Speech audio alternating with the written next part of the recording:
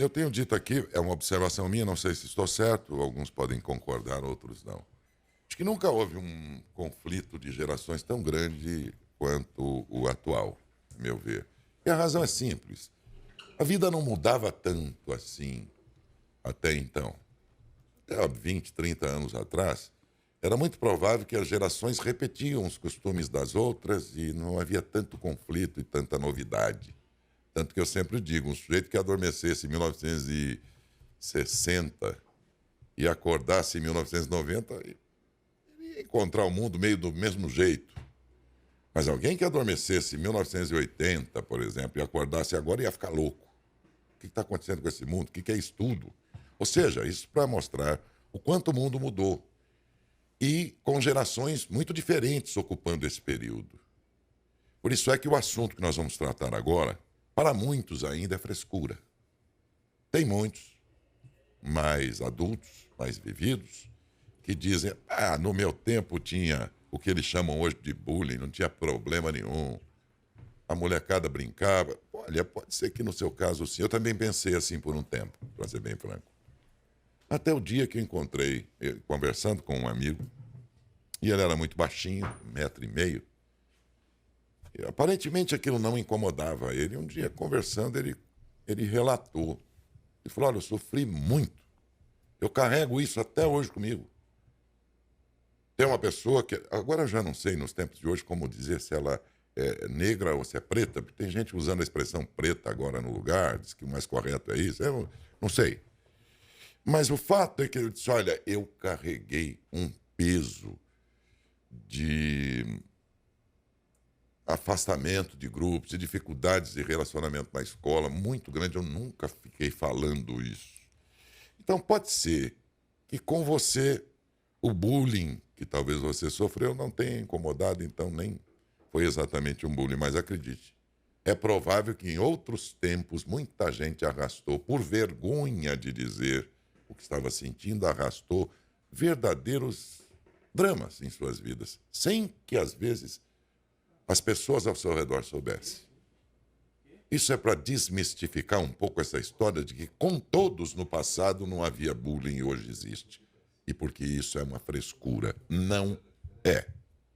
Talvez você não tenha encontrado alguém que ficasse à vontade para te contar: ó, isso me incomodou, isso me fez mal. Isso há 50, 60, 70, 80 anos atrás. Ora, por que não discutir isso e admitir que você que é mais reticente em acreditar que pode ser, de fato, algo a ser considerado? Então, nunca é tarde para a gente aprender. E aprender que o bullying pode, de fato, existir para aqueles mais resistentes e tratar o assunto ao ponto de vista daqueles que eh, concordam que o bullying existe, sim. Talvez a gente tenha dificuldade de relacionar o nosso tempo com o presente, não é? Porque no meu tempo, o teu tempo é o teu tempo. O tempo de hoje é outro. É outro. Ah, mas é que estão criando uma geração muito frouxa, não, senhor. As dificuldades de hoje são diferentes das nossas. E nós soubemos lidar bem com a dureza daquele tempo, como eles talvez. Opa, meu microfone aqui. Como eles talvez hoje não consigam. Mas também eles sofrem pressão social, uma série de situações que nós, daquele tempo, não sabemos conviver com elas, como eles estão conseguindo, a duras penas. Não está sendo fácil, não. Mas para perceber isso, tem que prestar atenção e não apenas debruçar em cima do seu lamento, do que eu acho e já basta, de que no meu tempo sim que era bom. Porque se você voltar ao tempo, o teu pai vai dizer também a mesma coisa. Esse tempo do meu filho, não vai levar nessa geração, não vai a lugar nenhum. O meu pai carpia café e eu ia ajudar na colheita do café. Até que eu peguei uns 12 anos, falei: pai, eu não quero isso para mim, não. Eu quero outra coisa. E ele provavelmente deve ter pensado: essa geração do meu filho é frouxa, olha, não quer pegar na enxada. Eu não queria mesmo, ué. Não era para mim. e deu tudo certo, escolhi outra profissão, estou aqui vivo, está tudo muito bem. Será que não está acontecendo um pouco disso aí, não? Eu só estou colocando isso não como uma verdade, mas para o sujeito parar para pensar, porque até um mês atrás eu pensava também assim, que geração frouxa. Bom, já falei demais aqui, mas é bom para antecipar esse assunto, só para desarmar um pouco as ideias, daquele que acha que bullying é frescura. Talvez com você não tenha acontecido, mas se você deixar algum amigo seu do seu tempo lá bem à vontade, ele vai falar que talvez foi incomodado uma vida inteira. E é sobre bullying que nós vamos falar agora, mas com quem de fato entende. Gente que lida com bullying escolar. O bullying é uma realidade que afeta inúmeras crianças e adolescentes em todo o mundo. Deixa cicatrizes, sim. É um problema complexo que exige atenção imediata e estratégias realmente eficientes para enfrentar. E, Matão, como é que as escolas estão lidando com isso? Ellen Córdoba, coordenadora pedagógica do Colégio Anglo. Bom dia. Bom dia. E vocês percebem, junto aos pais, por exemplo, se ainda existe mesmo esse conceito de que bullying é frescura? Eu acho assim, Daércio, hoje a diferença do bullying de antigamente, né, que existia e se tratava como uma frescura, e hoje o bullying de forma ativa ali é conhecimento, é informação. Eu acho que o que faltou lá no passado talvez era um pouquinho mais dessa informação que hoje a gente entende realmente o tipo de bullying que se trata, né? Principalmente dentro da escola. E por que o bullying acontece tanto na escola? Porque é ali onde tem o maior convívio social, né?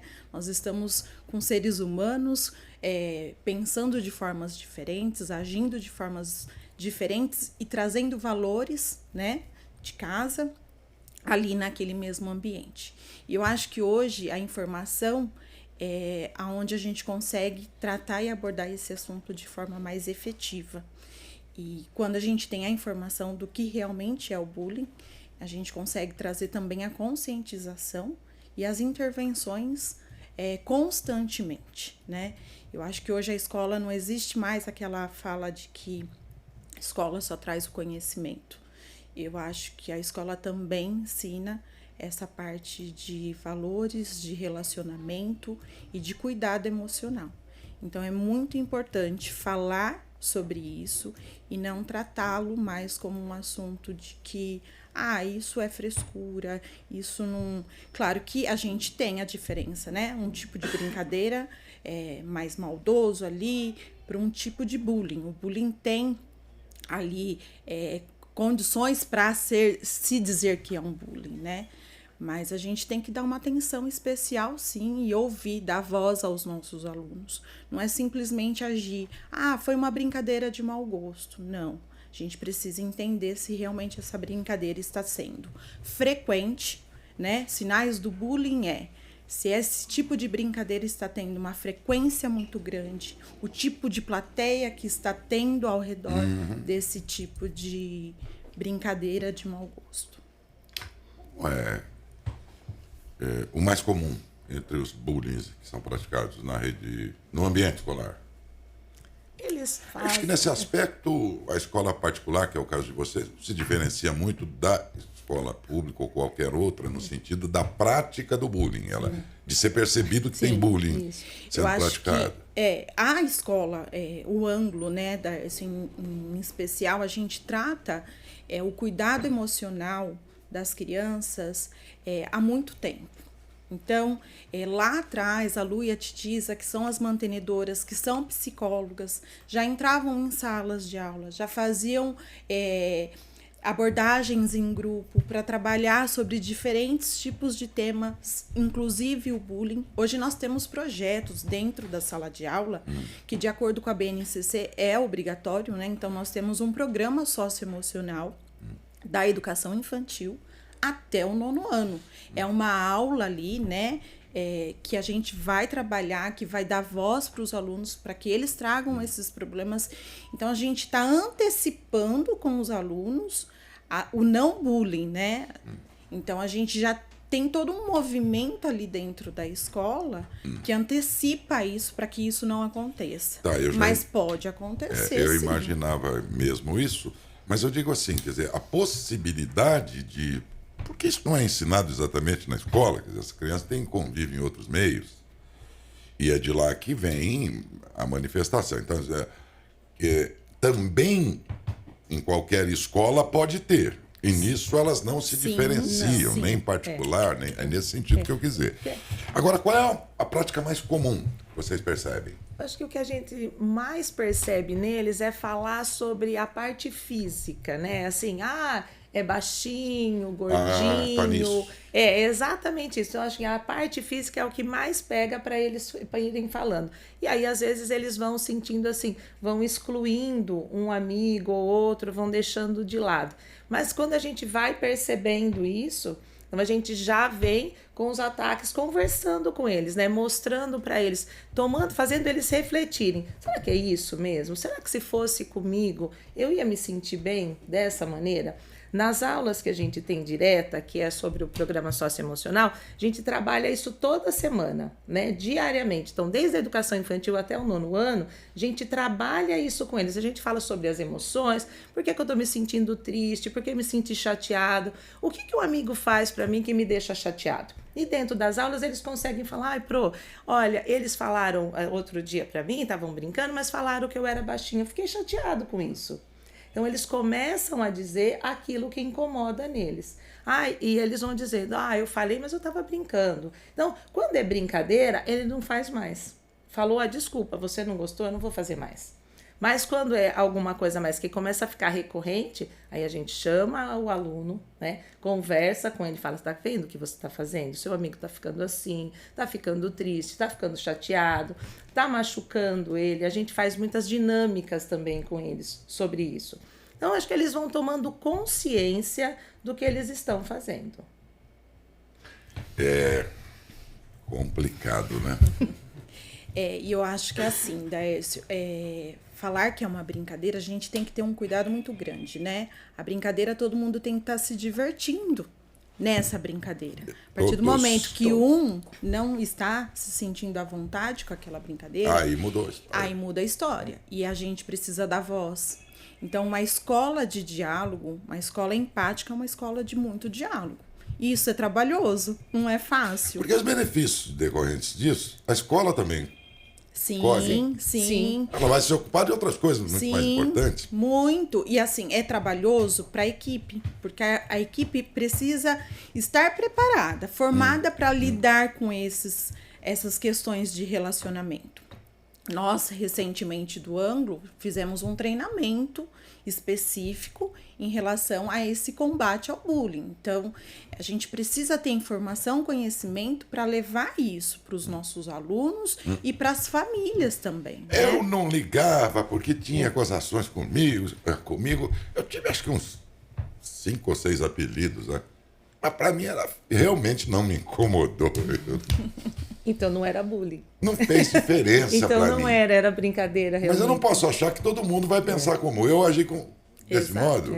Exato. Exatamente. Recentemente, a Rosângela fez uma dinâmica em sala e eu acho que é pertinente a gente expor aqui. Ela pegou uma maçã e ela começou a bater na maçã do lado de fora. Então, falando ali, olha, que maçã feia, que maçã... Não... E a maçã ali, impecável, né? E dando pitacos ali na maçã. Quando a gente cortou a maçã estava toda escura por dentro. Então, a gente tentou mostrar para os alunos, né, Rô, que às vezes ali o falar no dia a dia não está causando nada. Mas dentro de nós temos sentimentos, né? Nós precisamos validar o sentimento do outro. E aí é onde a gente precisa refletir. Mas não falei por mal, foi sem querer, foi só uma brincadeira. Não, tem sentimento e a gente precisa validar. E fortalecer aquele que está sofrendo a falar. Isso me incomoda, isso não me faz bem, isso me deixa chateado. A gente precisa dar voz também para quem sofre, né? Existem diferentes tipos de bullying hoje. É o bullying social, de exclusão, é o bullying verbal, que é baixinho, é gordinho.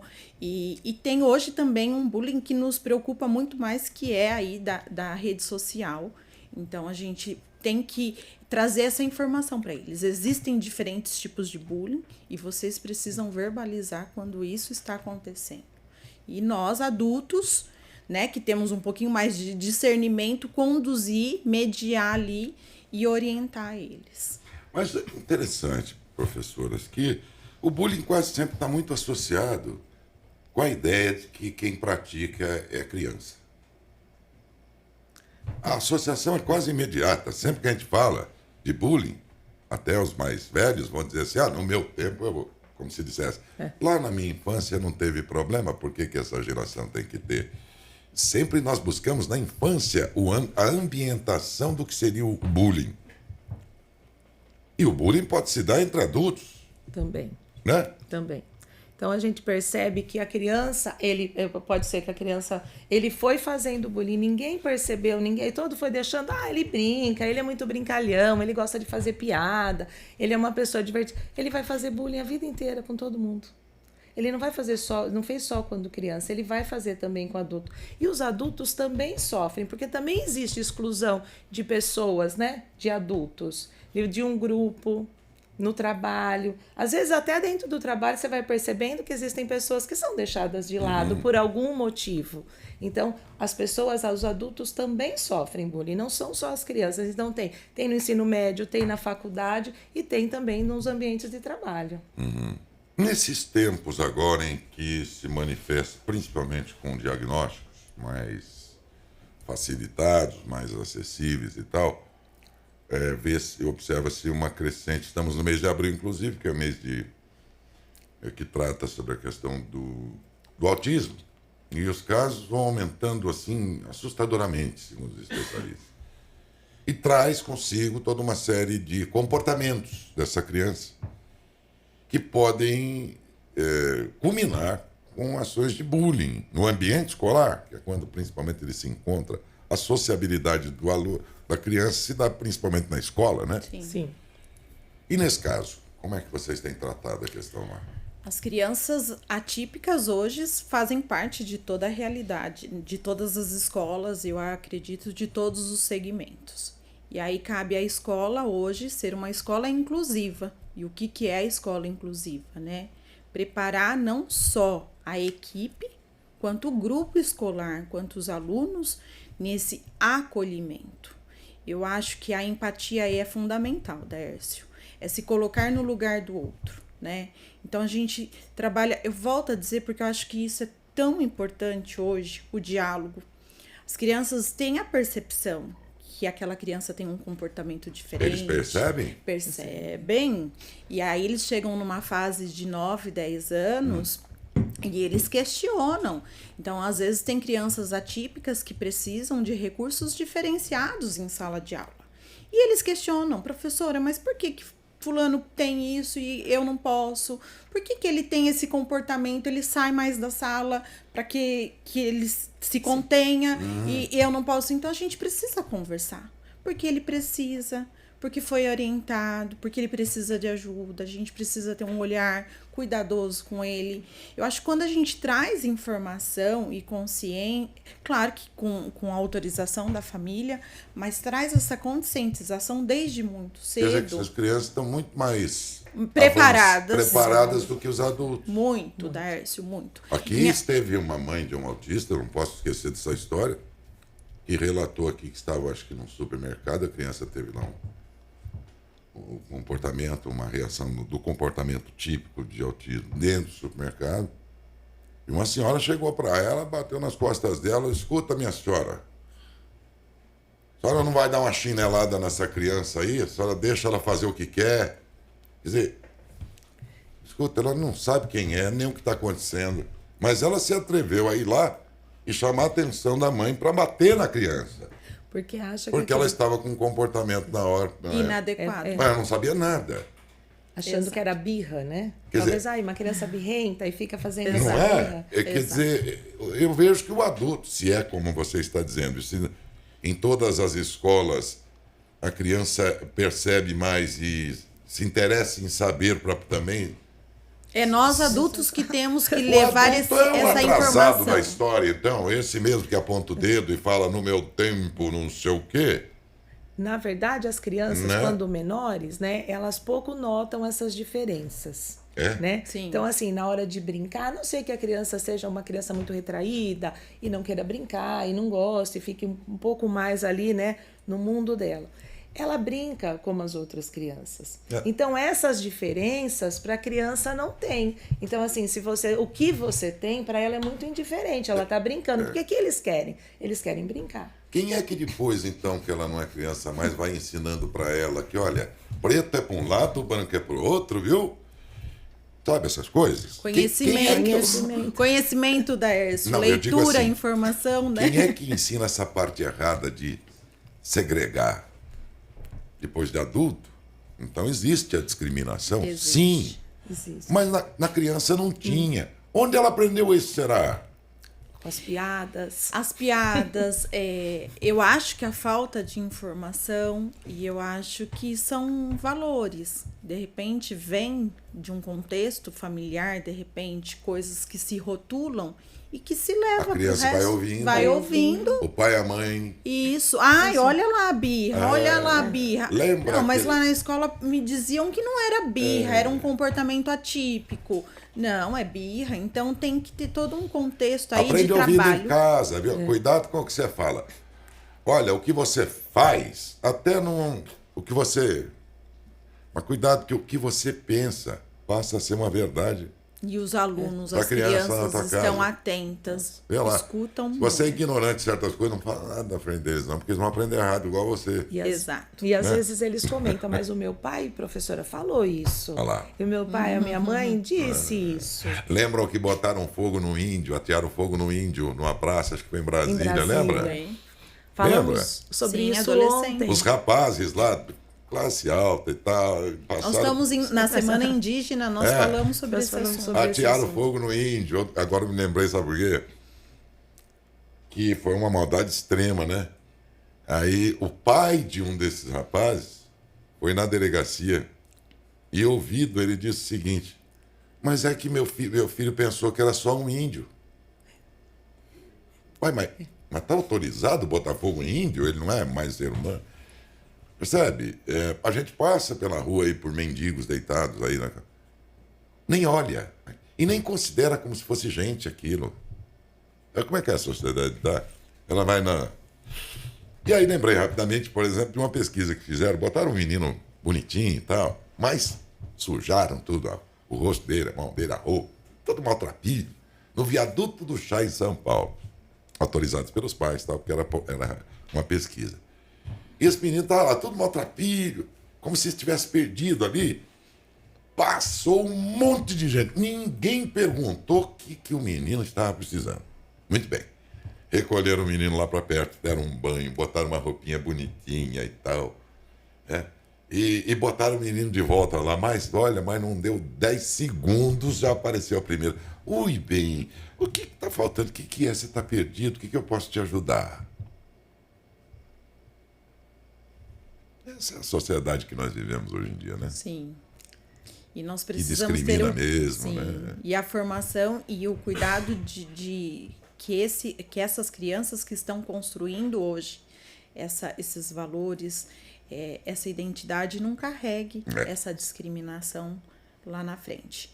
E eu acho que o bullying é isso. A gente precisa cuidar dele quanto mais cedo. E ele apresenta sintomas, Daércio. Vocês acham que nessa questão o mundo está atrasado e precisando correr para rever os seus valores ou é o Brasil que está atrasado? Não é o Brasil, eu acho que é o mundo. A humanidade. É a humanidade, não é o Brasil, é a humanidade. Eu acho que a falta de conhecimento e de respeito com o outro. Quando você é diferente, você não é igual a mim, você é diferente, então eu já te olho de uma maneira diferente. Então acho que isso já vai acontecendo. Falta isso, é um olhar de empatia e falta o respeito.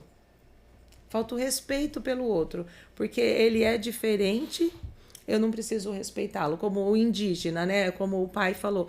Eu lembro, eu contei isso ontem na sala do 5º ano. Eles atearam fogo e falaram, mas ele era só um índio, né? Mas se perguntarmos para quem comete bullying, por exemplo, ele talvez esteja até sendo sincero ao responder assim, mas eu não tinha esse propósito de magoar ele. Pelo contrário, eu fiz isso carinhosamente. Ô, negão! Sim. Ô, negão! muitos Ô, dizem isso. não, fiz isso. Porque eu tenho amizade com ele, eu gosto dele. E alguém poderá dizer, então, a mesma coisa. Ô, negão, como se tivesse, ô, meu. Você é preto, hein? Sim. Pra lá, hein? Não mistura aqui, não. As palavras foram as mesmas. O sentido e a... Nem isso. A expressão. A expressão. Né? Eu falo que o corpo fala muito. Então, a gente precisa entender até a expressão de como tudo isso se verbaliza.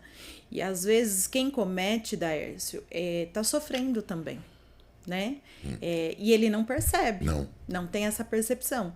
E aí que entra toda a comunidade, nós ali, para mostrar que isso é um ato de bullying, que não deve. Então, a gente tem que trazer isso para que ele se conscientize. Porque, de fato, existem pessoas que, se você rotulá-las por um apelido, alguma coisa que pode magoar alguém, a outro pode não significar nada. Sim. Eu conversava esses dias com o Cleide Oliveira, que é meu amigo, é narrador da ESPN Brasil, e ele disse que a TV lá fez uma matéria especial com funcionários, que são negros, e tal, para poder, enfim, né, aumentar lá a presença deles dentro da emissora, essas coisas e tal. E aí, sei lá, me pediram para eu dar um depoimento, que eu sou uma pessoa que me realizei, um grande narrador de todos os esportes e tal, numa emissora que é da Walt Disney, quer dizer, um cara super realizado e tal, né? Se ele teve dificuldades para chegar lá. E ele disse assim, cara, eu não dei o depoimento. Pedi desculpas, mas não participei da matéria, não. Por que, Cleide? Ele disse, porque eu nunca vi nisso, um obstáculo. Eu fui metendo os peitos e vencendo na vida, mas eu não fiquei olhando para minha perna, se eu era, não era. Eu não tive obstáculo. Né? Essa senhora que esses dias foi descoberta, 68 anos de idade, já é avó, ela descobriu que tinha síndrome de Down aos 40 anos quando engravidou. A família não sabia, ela também não, e a vida continuou. Aí o médico falou, mas só tem síndrome de Down? Aí eu não sei. E ela teve filhos, teve neto, e hoje ela mexe com artesanato, ela está com 70 anos e vivendo muito bem. Tem gente que parece que não... Né? E tem gente que sente na pele o negócio. Como é que eu vou perceber, professora, se a pessoa está gostando ou não está gostando daquela brincadeira? É aí que a gente precisa trabalhar o fortalecimento deles, né? E que eles não podem se sentir coagidos. Eles precisam expressar. Eu não estou gostando disso, né? Isso me incomoda. Não é comum para mim. Eu não acho isso engraçado. Então, a gente trabalha desde muito cedo com os nossos projetos e por isso que precisa... Hoje a escola, ela precisa ter esse olhar para o emocional de cada criança. Eu vou só complementar o que a Ellen falou sobre como eu vou saber se a criança não está gostando do aluno. Eu dou aula do 4º até o 9º ano, tá? Então eu estou dentro de várias faixas etárias. Então, assim, quando eles fazem, o rosto deles, a fisionomia muda. Então, quando você faz uma brincadeira com o aluno, né? Eles estão fazendo uma brincadeira e ele não gostou, se você tiver esse olhar de perceber a fisionomia dele, você percebe que muda. Então, assim, tá todo mundo brincando, todo mundo riu, menos ele. Você percebeu no rosto dele. E a gente trabalha muito isso. Tem algumas atividades que a gente vai fazendo para mostrar assim, ó, tô com um cara, que cara é essa? De brava, de triste, de alegre, que eles vão ver, eu faço uma cara, eles falam, ai, você tá brava, ah, você tá alegre, ah, você tá triste, e eles vão fazendo essas caras também, eles vão fazendo, eu conto alguma coisa, agora vocês vão fazer uma cara triste, todo mundo percebe o que é uma cara triste, todo mundo percebe o que é uma cara chateada, porque a gente precisa perceber o outro. E dentro da escola, nós como professores também observamos isso. Então, às vezes você tem um aluno que sempre foi muito falante, um monte de coisa. De repente você percebe ele um dia um pouco mais cabisbaixo, alguma coisa. Percebeu, conversa com outro professor. Percebeu alguma coisa em tal aluno? Ah, percebi, parece que está triste, está chateado com alguma coisa. E aí a gente já procura. Aconteceu alguma coisa? Está acontecendo alguma coisa com você? Não, não está acontecendo nada. No outro dia, tá bem? Ok. No outro, continua assim? A gente continua investigando. Pergunta para os amigos mais chegados. Ai, aconteceu alguma coisa? Parece chateado. Às vezes eles vão contando, Pro, aconteceu tal coisa. Alguém fez uma brincadeira que ele não gostou. Ficou triste com isso. Ou é alguma coisa em casa, alguma coisa. Então a gente vai investigando, chama a criança para conversar. Porque a gente não pode deixar falar, é coisa dele, é coisa de criança, coisa de adolescente, eles são assim mesmo, um dia tá bem, um dia não tá. Não é assim. A criança, quando ela tá triste, a gente percebe quando ele chega na escola. Tá triste, percebeu o olhar, a gente na verdade, a gente fala que assim, a gente vai olhando tanto isso, observando tanto, que não é só o professor, todo mundo fala, você percebeu que fulano tá mais triste hoje? Parece que tá mais quieto, será que tá acontecendo alguma coisa? Então a gente vai investigando isso, então é investigar com a criança, com o adolescente. Vocês percebem se em outras, na rede pública, por exemplo, a gente espera mesmo que uma marca tão forte como a do Anglo esteja mesmo preocupado com tudo isso, já era de se esperar. A rede pública, porém, né, nem tudo que uma escola particular tem, a rede pública. Me preocupa muito isso, porque embora vocês pertençam a uma escola particular, o programa aqui é dedicado a todas as pessoas. Claro. E daí vem a questão de muitas professoras, como vocês que estão acompanhando a entrevista e que trabalham na rede pública e que vocês conhecem também outras. Daí eu pergunto, na rede pública, o que é que elas dizem? Existe essa política lá dentro também, mínima pelo menos, de cuidar disso? Sim, hoje faz parte da BNCC, né, que é a base comum curricular, então é comum para todas as escolas de se inserir esse cuidado e esse cuidado emocional, né? Então precisa investigar através de projetos. Então as escolas públicas municipais trabalham através de projetos esse combate ao bullying e conhecimento e formação. Claro, né, Darcy, como eu disse, são diferentes realidades, diferentes famílias, e eu acho que o cuidado precisa existir em qualquer ambiente, não é só numa escola particular. E a formação, eu acredito que toda a equipe e professores buscam hoje, porque faz parte do nosso dia a dia ali, buscar conhecimento para trabalhar e intervir com todos os alunos. Como o Colégio Anglo cuida da questão do bullying, como as professoras, professores, enfim, atuam... Tudo isso foi importante a gente falar aqui. Como é que se dá isso tudo? É muito importante. Mas dedico essa entrevista aqui, principalmente aos pais, aos adultos aí, viu? Vamos repensar, vamos rever aí o que a gente acha a respeito aí, porque nós temos que nos atualizar, nós temos que dar uma virada de mesa aí. Os seus tempos antigos não voltam mais. O tempo de hoje é hoje. E nas condições de hoje é assim que tudo acontece e você vai ficar pensando como há 50 anos atrás. Então o propósito é esse aí, ao tratarmos aqui, trazermos para isso ao programa sobre bullying, a Ellen Córdova, que é coordenadora pedagógica do Colégio Anglo Matão. Córdova é espanhol. Oi? Córdova. Espanhol, né? É isso. E a Rosângela Mingossi, que eu não preciso dizer que é italiano. Então, É italiano.